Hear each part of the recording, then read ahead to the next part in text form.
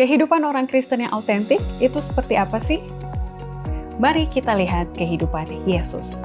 Sebagai pengikutnya, kita harus hidup sama seperti Dia. Mulai dari pikiran. Cari dan arahkan pikiran kita pada perkara yang di atas. Mari kita ingat kematian Yesus. Mati berarti menanggalkan hal-hal yang duniawi, yang cenderung membuat kita marah, berfitnah, berpikiran kotor, dan berkata kotor. Mari ambil bagian dalam kebangkitan Yesus. Oleh kasih-Nya, kita dikenakan. Ya, ini adalah pekerjaan Allah, bukan pencapaian manusia. Dikenakan apa? Kesabaran, saling mengampuni, kerendahan hati, dan juga kedamaian. Mari berharap pada pemuliaan Yesus. Suatu saat nanti kita akan tinggal bersama Dia. Tentu lebih asik kalau ramai-ramai. Jadi, mari kita ajari dan nasihati orang lain dengan ajaran Yesus, tentunya dengan hikmat. Hidup bersama Yesus itu luar biasa dan memungkinkan. Kuncinya adalah Yesus, bukan orang Kristen lain. Ask yourself, what would Jesus do? Mari kita ulas pelajaran ke-11 kuartal pertama tahun 2026 dengan topik Hidup bersama Kristus.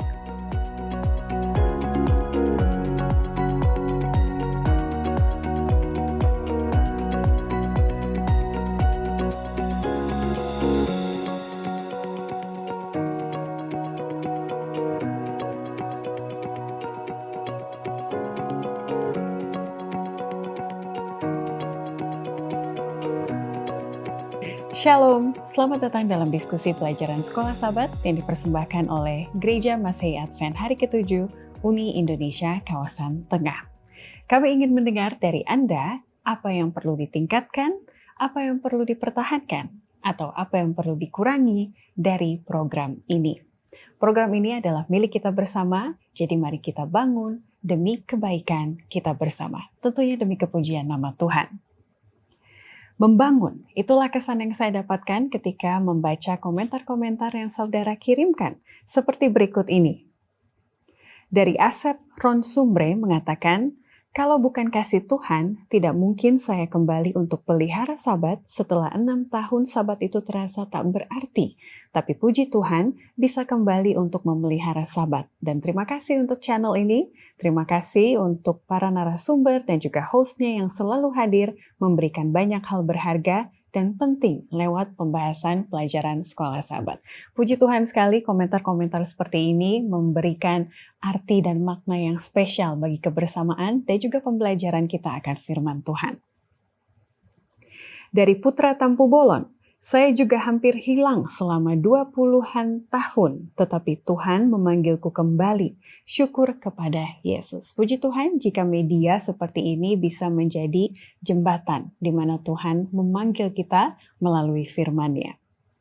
Mama Ina, benar sekali, janji keselamatan diberikan bagi semua umat asalkan mau menerima dan percaya kepada Tuhan Yesus sebagai Tuhan dan Juru Selamatnya. Tuhan berkati selalu tim dan channel dan terus menjadi berkat. Puji Tuhan, itu juga doa kita semua. Markus Ridi di Manokwari, Papua Barat mengatakan, puji Tuhan, mengikuti pembahasan pelajaran Sekolah Sabat sangat membantu diskusi di jemaat kami. Shalom bagi saudara-saudara di Manokwari.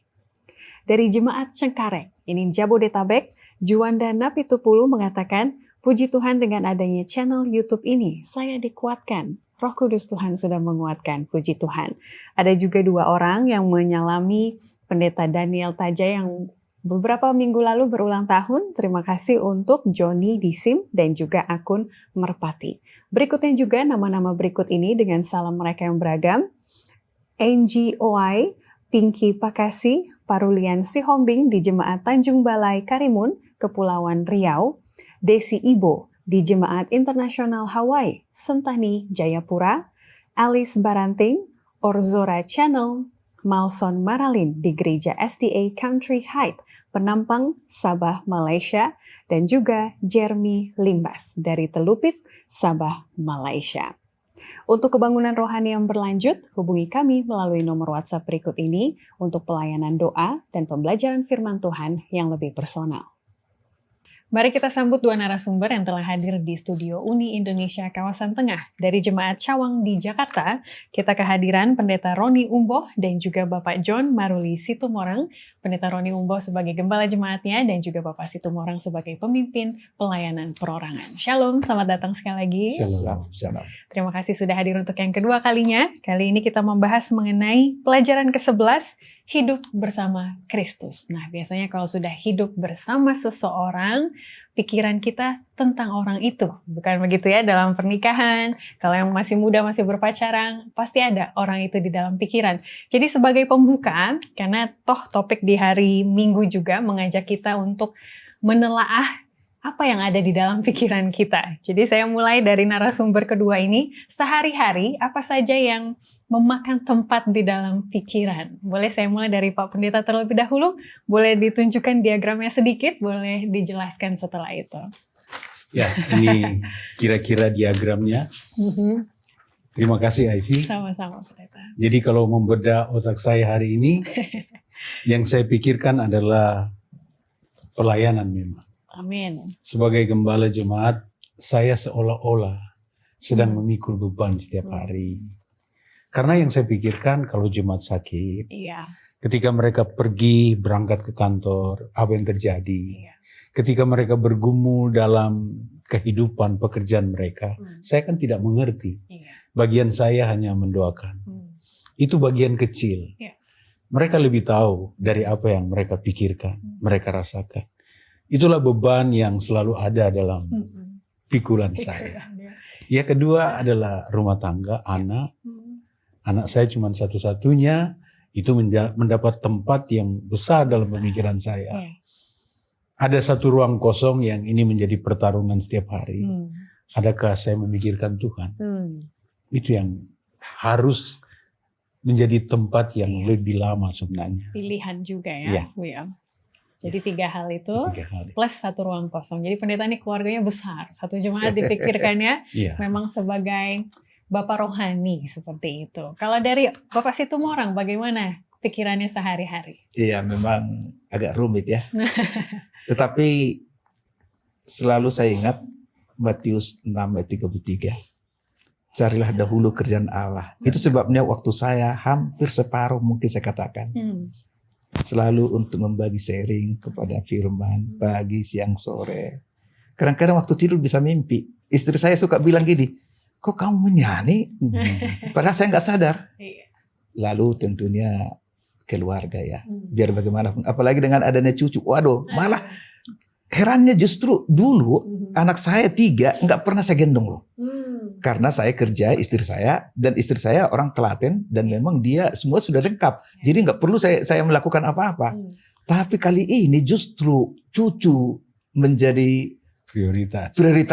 Pak, ini aneh. Itu kira-kira. Aneh tapi menyenangkan.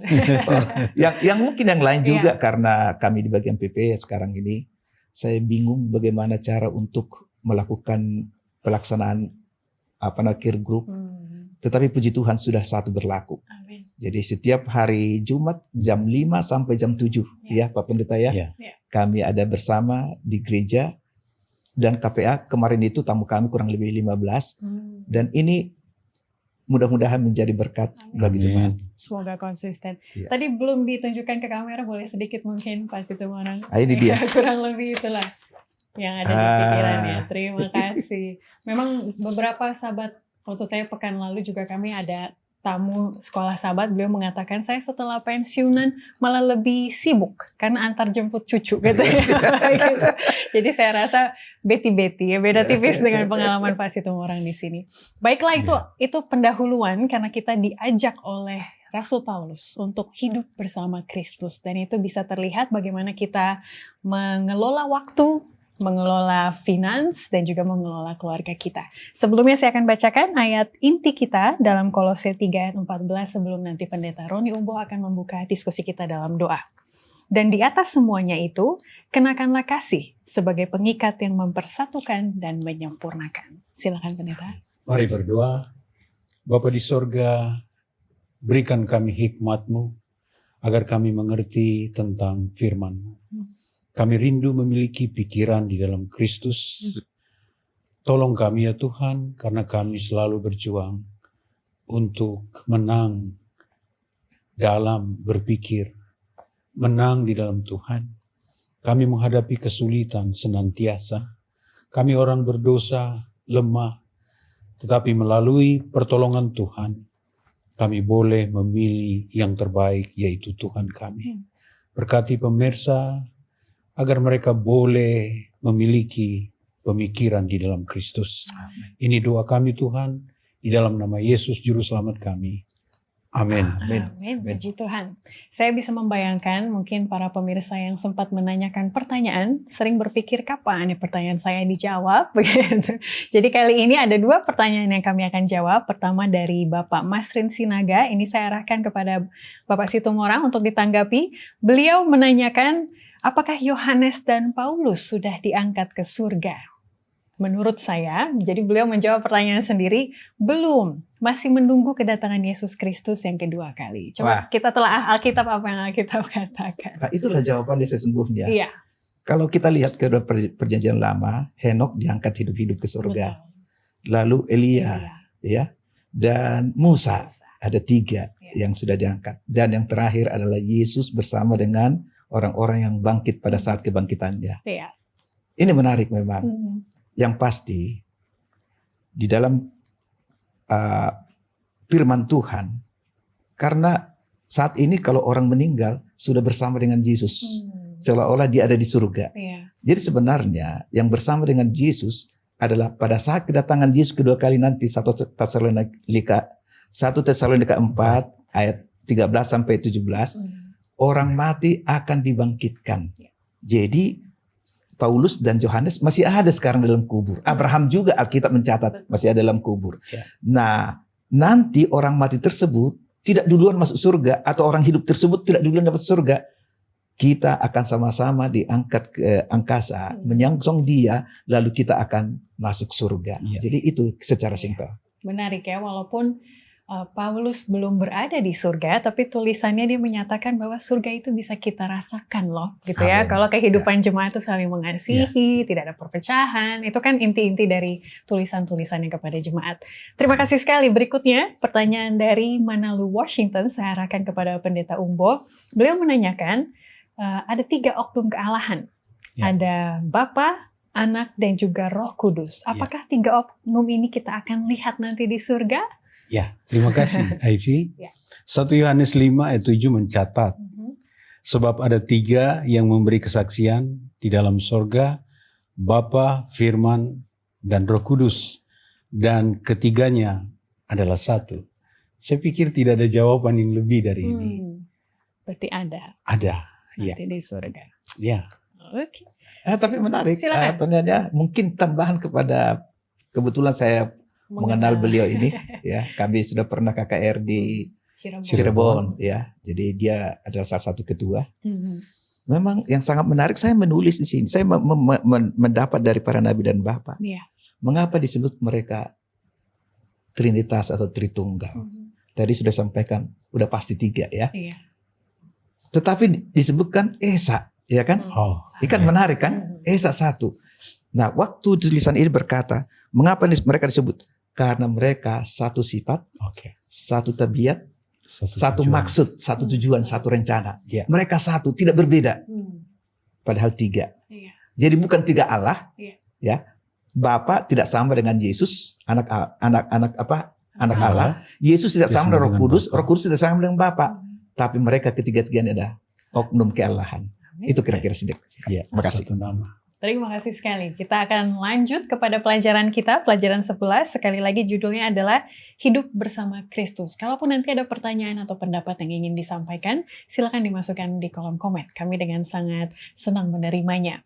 Kita diingatkan bahwa Paulus menuliskan kita, walaupun badan kita ada di dunia, tapi kewarganegaraan kita adalah di surga. Karena pencipta kita adalah Yesus, lalu kita sudah ditebus oleh Yesus, jadi kita ini adalah warga negara surga.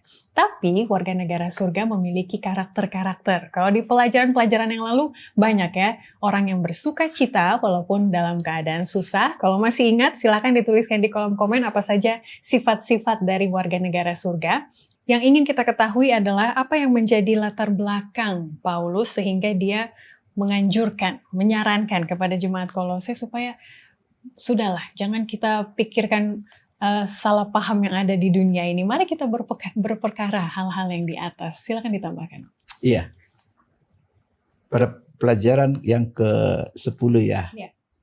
Tentang khususnya fokus di dalam ayat intinya, yaitu Kolose 2 ayat 16 dan 17. Mereka bertentangan di antara, tetapi yang hebatnya Paulus memuji jemaat Kolose ini adalah sangat teguh iman mereka. Betul. Ya memang hamba Tuhan tadi sudah menyampaikan bahwa perbedaan latar belakang orang Yahudi menjadi Kristen dan non-Yahudi menjadi Kristen ini sangat berbeda memang. Yang Yahudi mau menerapkan perkara-perkara yang sudah lama dan sudah di tradisi mereka. Ya, tradisi mereka, sementara yang baru masuk ya, mereka percaya betul bahwa Yesus itu Tuhan dan hal-hal yang lain dan mereka mengikutinya. Jadi pertentangan ini memang pasti terjadi. Saya tidak heran dan yang paling saya suka memang ayat daripada ini Kolose 3 ayat 2 dan 3 ini. Pikirkanlah perkara-perkara yang di atas. Ini salah satu jawabannya. Kalau kita sudah memikirkan perkara-perkara yang di atas, maka pikiran kita akan diterangi oleh Roh Kudus. Pikiran kita akan jernih. Memandang seseorang, melihat pelayanan seseorang, kita akan menyatakan Tuhanlah yang dimuliakan. Mungkin secara singkat seperti itu yang bisa saya sampaikan. Dari pemikiran tersebut muncullah satu pertanyaan kritis. Ini di hari Jumat nomor 2. Kalau boleh saya artikan dengan kata-kata sendiri ya. Sudahlah, kita tuh terlalu banyak mikir, tapi tindakannya tidak ada. Apalagi sih yang mau dipikirin perkara-perkara di atas? Saya bacakan pertanyaan kedua di hari Jumat ya. Apakah artinya bagi Anda untuk berpikiran surgawi? Apakah itu lebih penting daripada melakukan kebaikan di dunia? Di mana letak keseimbangannya? Nah, belajar dari Paulus, Pendeta Roni Umbo, apa yang bisa ditambahkan untuk pertanyaan-pertanyaan kritis seperti ini? Ya, memang kita harus seimbang di dunia ini. Ketika kita menelaah doktrin dan praktik hidup juga harus seimbang. Iya. Harus seimbang. Dan itu adalah ideal Tuhan bagi kita. Kita harus seimbang. Tapi ketika kita dihadapkan kepada satu keputusan, keseimbangan itu sumbernya dari Tuhan. Ya. Jadi Tuhan haruslah menjadi fokus utama kita. Pikiran kita kepada Tuhan. Memang tidak setiap hari kita berpikir tentang hal-hal itu. Tapi hal-hal rohani penting sekali kita pikirkan setiap hari.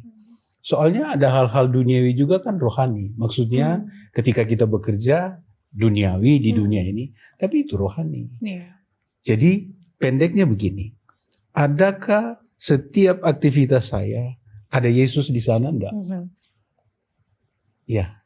Itu pertanyaannya. Adakah Yesus di sana? Dan juga ada satu pernyataan yang terkenal dulu banyak digunakan sebagai gelang-gelang plastik, WWJD. Kalau pendeta tahu itu adalah singkatan dari What Would Jesus Do? Jadi dalam memilih keputusan ada banyak opsi, kita bisa pilih ini, pilih itu. Tapi pertanyaan tadi juga akhirnya, kalau Yesus pilih apa ya, begitu. Kalau kepikiran itu ya pendeta, kalau kita nggak kepikiran seperti itu bagaimana? Boleh tambahan ya Pak Situmorang? Memang agak rumit dalam kehidupan ini. Betul. Sekali lagi bahwa masing-masing kita diberikan kebebasan. Yang pasti saya suka dengan yang disampaikan oleh hamba Tuhan. Fokus kepada Kristus. Kalau itu yang terjadi, saya yakin cara kita melihat, cara kita bicara, cara kita berpakaian akan nyata dalam kehidupan. Itu mungkin yang saya sampaikan. Betul, karena toh akhirnya tidak mungkin kalau kita berperkara yang di atas tapi kurang prakteknya. Karena pasti Roh Kudus akan mendorong kita untuk melakukan sesuatu. Makanya Paulus di dalam Kolose 3 ayat 5, dia berikan satu contoh. Kalau kita mau berperkara, berpikiran yang surgawi, kita harus mematikan dalam dirimu segala sesuatu yang duniawi. Berarti kan ada ada praktiknya, begitu ya. Pikiran kita dipengaruhi oleh apa yang kita lakukan. Jadi dalam ayat-ayat ini, apa contohnya, Pak Situmorang? Hal-hal yang harus dimatikan supaya pikiran kita lebih mudah untuk berperkara yang di atas. Saya baca ayatnya. Ini Ya. sangat menarik ayat ini. Silakan. Saya perlu supaya pemirsa atau pendengar boleh mengerti. Karena itu matikanlah dalam dirimu segala sesuatu yang duniawi, yaitu percabulan, kenajisan, hawa nafsu, nafsu jahat, dan juga keserakahan yang sama dengan penyembahan berhala. Semuanya itu mendatangkan murka Allah atas orang-orang durhaka. Sekarang ini kita lihat bahwa inilah yang terjadi di dunia saat ini. Dan boleh kita lihat setiap kalau kita pergi ke mall, kita pergi kemana-mana, pakaian-pakaian yang gimana ya, yang nentrik. Tetapi kita bisa menilai orang itu. Ibu pendeta nggak mungkin berpakaian yang lain. Ibu ketua juga nggak mungkin berpakaian lain. Atau orang yang beribadah memikirkan surga pasti berpakaian yang indah dan cantik walaupun sederhana. Jadi memang salah satu cara untuk mengatasi ini adalah pikirkan perkara-perkara yang di atas. Topiknya ke sana kembali. Ya, saya suka. Makanya kenapa saya bilang dari awal bahwa Kolose 3 ayat 2 dan 3 ini saya suka oleh karena perkara-perkara di atas lah yang membuat kita damai. Di dalam praktek pekerjaan kami waktu masih aktif bekerja, ketahuan para sekretaris yang baik dan sekretaris yang tidak baik, pegawai yang baik dan pegawai yang tidak baik. Sehingga kita lihat bahwa mereka menunjukkan prestasi, tapi saat yang sama menunjukkan yang lainnya. Egonya sangat tinggi, ya, maunya apa yang dimau itulah yang kita harus junjung tinggi. Tetapi bagi kita umat Tuhan bukan demikian, bahwa baik dimanapun kita berada, tingkah laku itu perlu kita harus jaga. Sekali lagi, cara kita melihat, cara kita bicara, menyampaikan sesuatu tentunya harus indah. Itu mungkin yang saya sampaikan. Ada yang mau ditambahkan? Iya. Ketika kita berpikir tentang hal-hal di atas, berarti tentang Yesus dong. Ya. Ya. Ketika kita berpikir tentang Yesus, saya meyakini ada sesuatu yang luar biasa ketika kita berpikir tentang Yesus, merenungkan. Jadi kalau kita 1 jam saja dari 24 jam, itu ada di tulisan Roh Nubuat ya, kalau tidak salah. 1 jam saja merenungkan tentang salib, engkau akan diobakan. Kalau begitu, matikan ruang kosong yang selalu kita pikirkan tentang dunia ini. Ya. Boleh saja kata-kata saya hanya praktik, ya, hanya lip service. Karena secara manusia, kita lebih banyak tersedot perhatiannya kepada bukan pikiran, kepada yang di atas. Saya harus mengakui itu. Betul. Itulah sebabnya pelajaran ini menolong kita. Mari kita pikirkan di atas. Ketika kita mengambil kesempatan ini, pastikan kita diiringan dengan doa. Tolong saya Tuhan, supaya saya dapat merenungkan firman-Mu. Kan luar biasa itu. Luar biasa. Jadi langkah awal adalah pikirkan yang di atas. Pikirkan tentang Yesus. Kebaikannya, kematiannya untuk saya. Saya suka sekali obrolan kita sudah lebih praktis. Tadi maksud saya disarankan bagaimana berpakaian itu ada pengaruhnya dari pikiran kita, apakah surgawi atau tidak, atau bagaimana kita bukan menyisihkan juga ya, menggunakan waktu untuk merenungkan hal-hal mengenai Kristus, itu juga menjadi salah satu cara praktisnya. Tetaplah bersama kami, kita akan kembali untuk membahas yang lebih praktis lagi.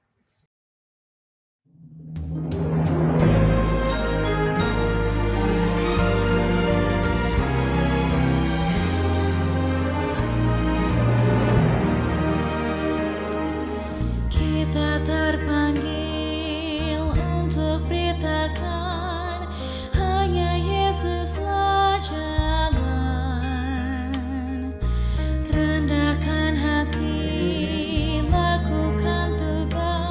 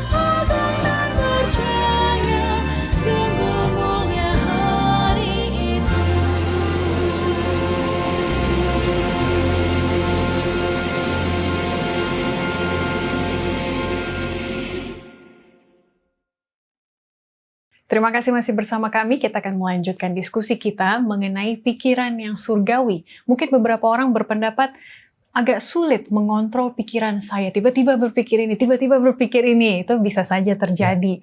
Makanya Paulus menggunakan metafora-metafora untuk menjelaskan bagaimana sih kita men-switch pikiran kita dari pikiran yang lama, kebiasaan yang lama. Sekarang kita mau fokus kepada hal-hal yang di atas. Nah, boleh dari metafora-metafora yang banyak, mungkin salah satu yang pendeta ingin tekankan dan bagaimana bentuk nyatanya. Ini kalau saya contek ya, pakaian lama jadi pakaian baru, itu cara kita mengubah pikiran kita. Silakan. Jadi apa yang saya katakan berdasarkan pemikiran saya. Setuju ya? Pasti semua orang setuju ya? Apa yang saya pakai itu karena hasil pikiran saya. Kalau begitu saya mau bawa pikiran kita kepada beberapa ayat nih. Ini penting sekali. Mazmur pasal 1 ayat 1 dan 2 saja. Berbahagialah orang yang tidak berjalan menurut nasihat orang fasik, yang tidak berdiri di jalan orang berdosa, dan yang tidak duduk dalam kumpulan pencemooh. Ayat 2 ini yang saya highlight.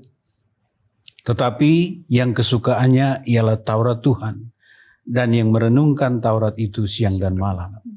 Kalau kita merenung, apakah tidak berpikir? Pasti berpikir. Lalu merenungkan Taurat Tuhan siang dan malam, berarti bukan hanya 1 jam. Ya, berarti kita merenungkan apa kira-kira kebaikan Tuhan. Merenungkan Taurat itu siang dan malam. Saya pernah berdiskusi dengan seorang pendeta yang saya kagumi dan saya bertemu dia. Saya bertanya, pendeta, gimana cara pendeta menghafalkan ayat Alkitab? Bagaimana pendeta dengan mudah? Tidak mudah, kata beliau. Sangat tidak mudah. Apalagi saya pelupa. Dan dia bilang, saya melakukan terus-menerus, mengulang. Lalu yang dia tekankan, saya pikir ini sangat penting. Karena saya pikirkan juga adalah ketika kita merenungkan, mengulang-ulangi pemikiran tentang Tuhan. Cara berpikir kita, pasti itu orang tadi bilang, cara berpikir kita berubah. Dan yang paling penting adalah kasih Kristus menjadi bagian kita. Cara berkata-kata kita berubah. Yang tadinya menyakitkan, bisa menyembuhkan. Kan itu dari cara berpikir yang merenungkan Kristus setiap hari. Apalagi zaman sekarang kan pendeta, teknologi sudah maju, aplikasi banyak untuk membantu kita memikirkan hal-hal yang di atas. Mungkin tontonan kita jadi boleh menonton Sekolah Sabat tiap hari mungkin begitu, karena ada berbagai channel kan yang sudah tersedia sekarang, dan juga cara-cara yang lain ya. Boleh dicantumkan di kolom komen jika ada ide-ide bagus yang bisa kita praktikkan begitu ya. Ini saya mau kaitkan dengan pertanyaan pertama di hari Jumat, karena ada konsep dibenarkan oleh iman. Karena memang kalau kita sudah percaya kepada Kristus dan mengimaninya, maka Tuhan akan menyucikan pikiran kita juga. Jadi akan lebih mudah untuk memikirkan hal-hal yang di atas. Itu sudah membantu pertanyaan nomor 1 di hari Jumat. Saya mau melanjutkan, karena prosesnya tidak hanya berhenti di memikirkan. Ada transformasi yang terjadi ketika kita memikirkan hal-hal yang di atas, terutama dalam sifat kita. Mungkin tidak kita sadari, tadi contoh-contohnya sudah Pendeta Umboh katakan. Paulus menuliskan ada 8 sifat. Ini di Kolose 3 ayat 12-14, tapi dari 8 sifat yang bisa terjadi ketika kita memikirkan perkara di atas, saya mau ke Pak Situmorang, mungkin ada 1-2 sifat yang mau ditekankan, bagaimana the power of mind itu bekerja dalam karakter kita. Silakan. Ya, saya tertarik dengan sebuah sebutan yang cukup lama ya. Pikiran menghasilkan perbuatan, perbuatan menghasilkan kebiasaan, kebiasaan menghasilkan karakter atau destiny. Itulah yang kita bawa ke surga. Amin. Maka Paulus menjelaskan di sini betapa indahnya memikirkan hal-hal yang baik. Dan kurang lebih dengan pernyataan yang disampaikan di dalam Filipi 4 ayat 8 kan. Ini sangat bagus ya, pikirkan hal-hal yang baik. Lalu saya tertarik di dalam pelajaran ini ayat 14. Ya. Dan di atas semuanya itu, Kenakanlah kasih sebagai pengikat yang mempersatukan dan menyempurnakan. Dan hasilnya ayat 17. Apa itu? Dan segala sesuatu yang kamu lakukan dengan perkataan atau perbuatan, lakukanlah semua itu dalam nama Tuhan Yesus sambil mengucap syukur oleh Dia kepada Allah Bapa kita. Kita harus lakukan, bukan hanya sekedar memikirkan. Ya, kita lakukan untuk kemuliaan nama Tuhan. Itu secara singkat mungkin bisa sampaikan. Indah juga di pelajaran hari Rabu, kalau boleh saya kutip, dikatakan ketika seseorang memikirkan hal-hal yang di atas, lalu terjadi transformasi di dalam hidupnya, yang menikmati itu orang-orang di sekitar kita. Ya. Karena sudah ada karakter. Termasuk kita. Iya, termasuk Pasti. kita juga jadi berkatnya. Dan yang kedua, akhirnya Allah dimuliakan. Gitu kan, pasti orang kan bertanya, kok kamu sekarang udah berubah ya? Berubahnya bagus lagi gitu. Apa yang terjadi? Bagaimana itu terjadi? Saya juga pengen. Bolehlah ceritakan kesaksiannya. Akhirnya ada apa ya, momen untuk menyaksikan hal tersebut.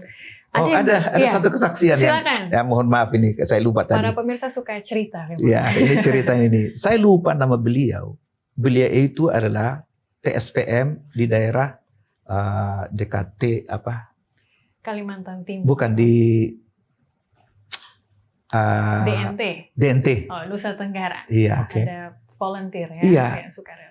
Dia mengatakan, saya nggak kenal dia. Iya. Dia buat WA ke saya, Pak Situmorang. Saya sangat suka dengan pelajaran-pelajaran yang Bapak buat. Tolonglah kirim. Karena ada 13 orang yang membaca, lalu mereka mau dibaptis. Tapi saya nggak mau baptis, mereka harus belajar dulu. Iya. Kaget saya. Ya tentu senang dong kan. Betul. Artinya, apa yang kita sampaikan itu ternyata berpengaruh kepada orang lain. Sehingga saya kirim pendalaman Alkitab kepada beliau sesuai dengan apa dan itu sedang diajarkan. Lalu saya kirim yang terakhir tadi pagi, yaitu tentang yaitu tanggapan kepada apologet yang ada di YouTube yang sangat baik itu. Oh senang sekali dia. Inilah yang saya butuhkan. Terima kasih Pak Situmorang. Artinya ada transformasi roh itu bagaimana ya? Agar orang lain juga, bukan hanya kita, orang lain juga boleh menikmati. Ini mungkin saya sangat tertarik untuk hal itu. Itu dari bacaan. Ini Paulus menekankan satu hal dari nyanyian rohani. Pendeta, bagaimana pengaruh musik terhadap pikiran kita supaya berperkara di atas? Silakan. Ya, ini sangat relevan sekali dalam kehidupan berjemaat dan secara pribadi.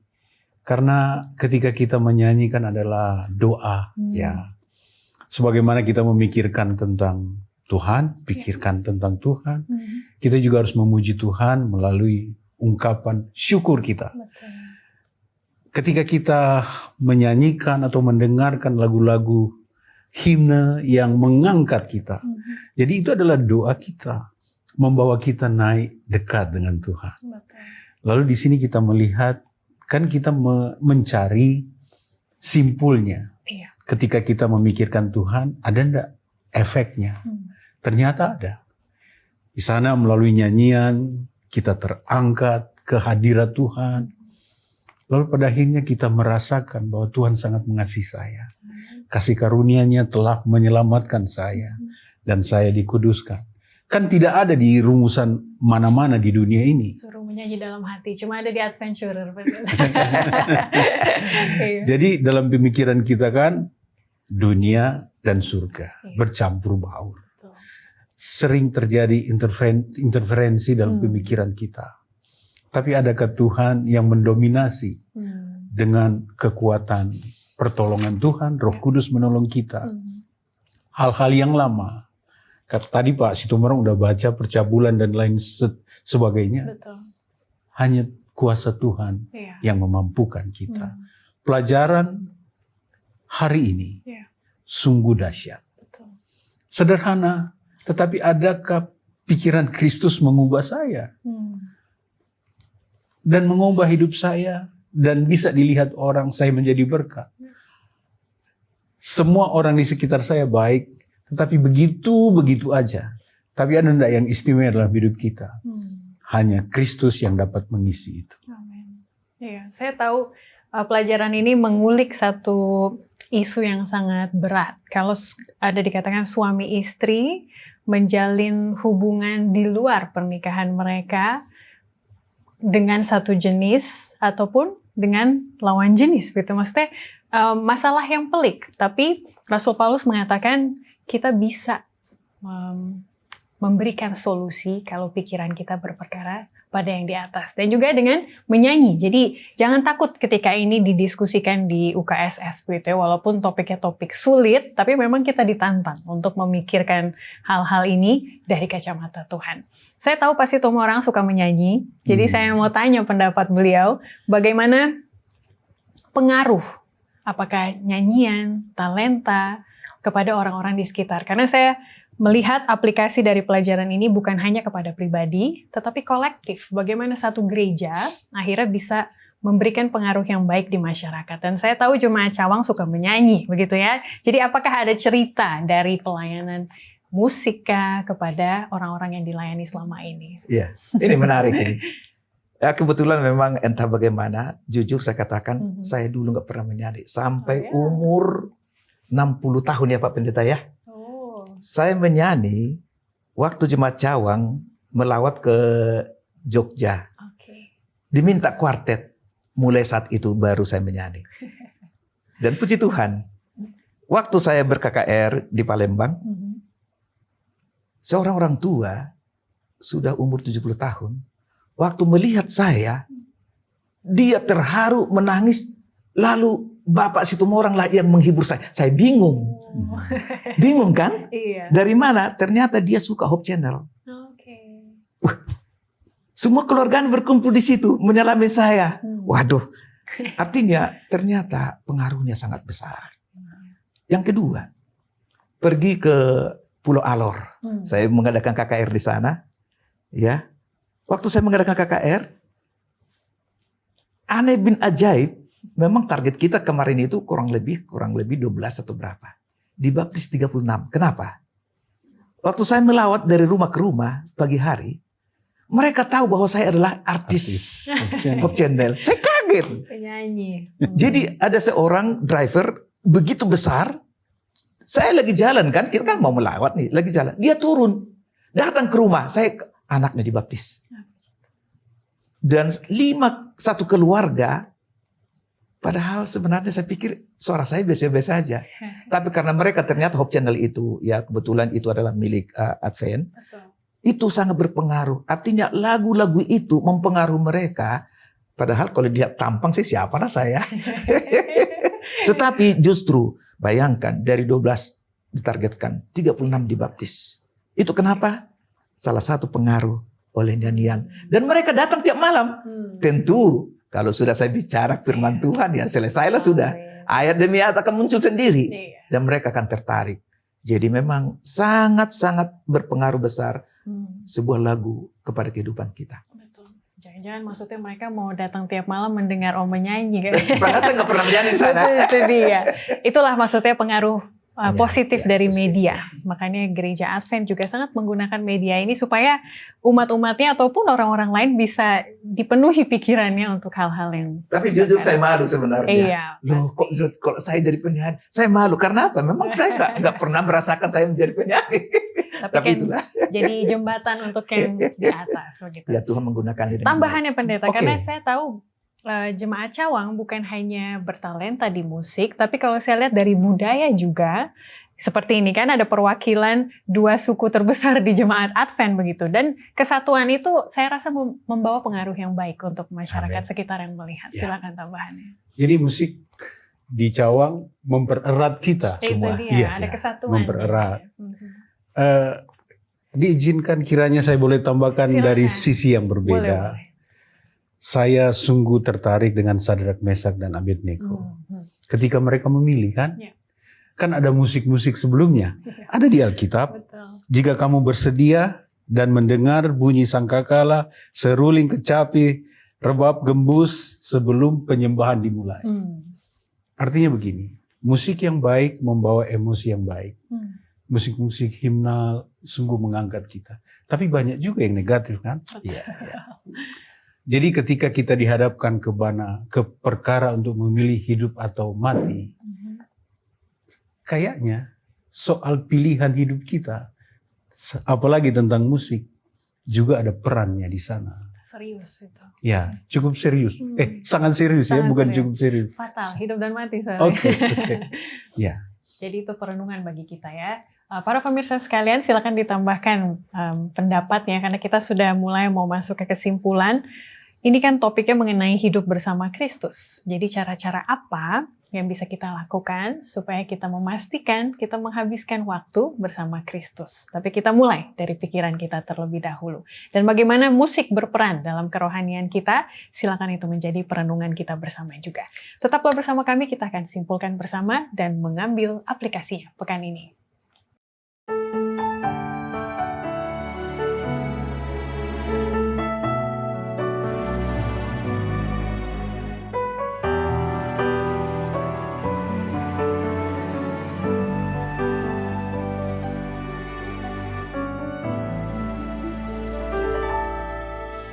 Through this path of life I tread, sometimes sure but often scared. I am all alone, and there is none to guide my trembling steps. I sleep and fall, but then I rise, and through it all I realize my God above walks with me still, despite how alone I feel.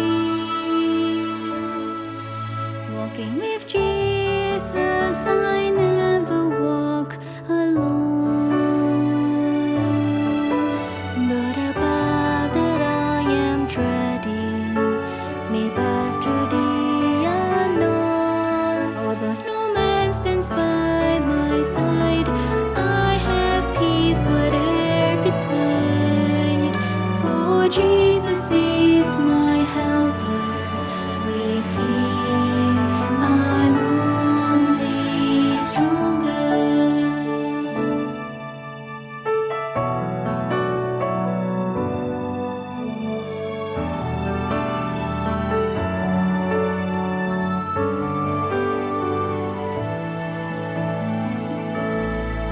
He reaches for my hand and says, I will guide you all your days.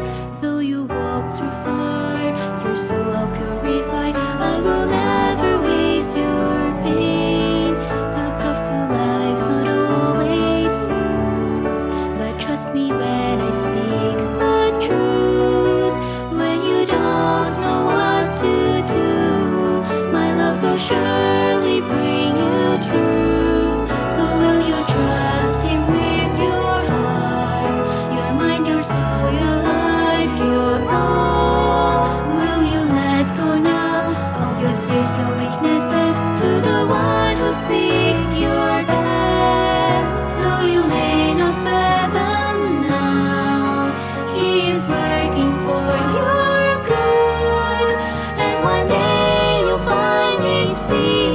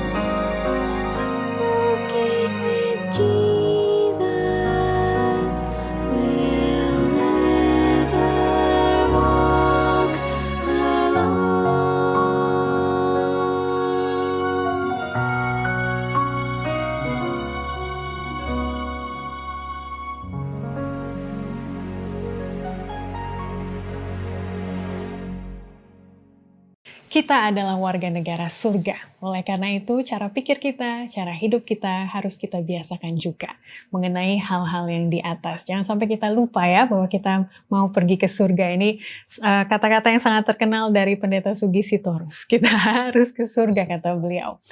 Di penuntun guru dikatakan bukan hanya kita hidup bersama Kristus, tetapi Kristus adalah hidup kita. Nah, ini maknanya seperti apa Pak Situmorang menyimpulkan apa yang kita bahas?